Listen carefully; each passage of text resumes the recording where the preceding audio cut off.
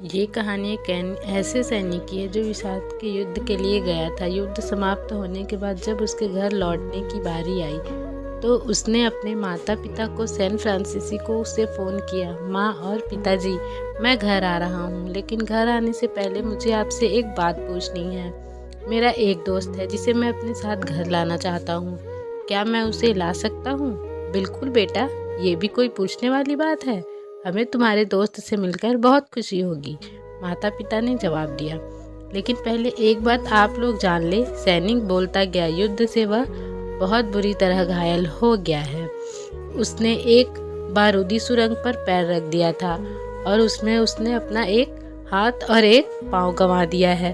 उसके पास कोई जगह नहीं है जहाँ वो जा सके, इसलिए मैं उसे अपने साथ रहने के लिए लाना चाहता हूँ। उसकी यह बात सुनकर उसकी माँ बोली, बेटा, तुम्हारे दोस्त के बारे में जानकर हमें बहुत दुख हुआ।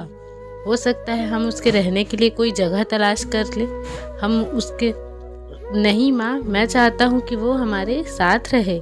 लेकिन बेटा, अब पिता ने कहा, तुम समझ नहीं रहे हो कि तुम क्या चाह रहे हो। इस तरह का अपाहिज व्यक्ति हमारे लिए कितना बड़ा बोझ होगा इसके लिए, और हम नहीं चाहते कि इस तरह की कोई भी परिस्थिति हमारी ज़िंदगी में दखल दे। मेरे हिसाब से तुम्हें अकेले घर आना चाहिए और अपने दोस्त को वहीं छोड़ देना चाहिए।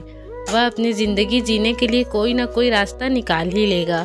सुनकर उस सैनिक ने अपने फ़ोन रख दिया।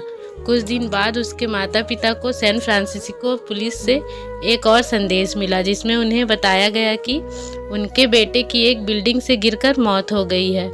पुलिस के हिसाब से ये एक सुसाइड केस था। दुखी माता पिता ने तुरंत ही सैन फ्रांसिस्को के लिए फ़्लाइट बुक कराई और शहर के मुर्दाघर ले जाया गया ताकि वे अपने बेटे की पहचान कर सके। उन्होंने उसकी पहचान कर ली, किंतु यह देखकर उनकी कंपकपी छूट गई। उसने बेटे का बस एक हाथ और एक पैर था।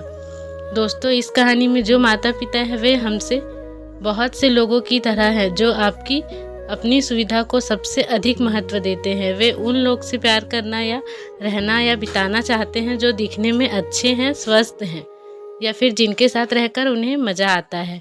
वे ऐसे लोग को पसंद नहीं करते जो देखने में स्वस्थ, सुंदर या स्मार्ट नहीं है, या जिनके साथ वे मज़ा नहीं कर पाते, या जो उनके लिए असुविधाजनक हैं। वे ऐसे लोग से दूरी बनाकर रखते हैं, लेकिन कभी कभी उनके इस व्यवहार के कारण उनके सामने ऐसी परिस्थितियां उत्पन्न हो जाती हैं जब उन्हें पछताना पड़ता है। आइए लोगों को वे जैसे वैसे ही अपनाएं और ज़रूरत पड़ने पर उनकी मदद करें।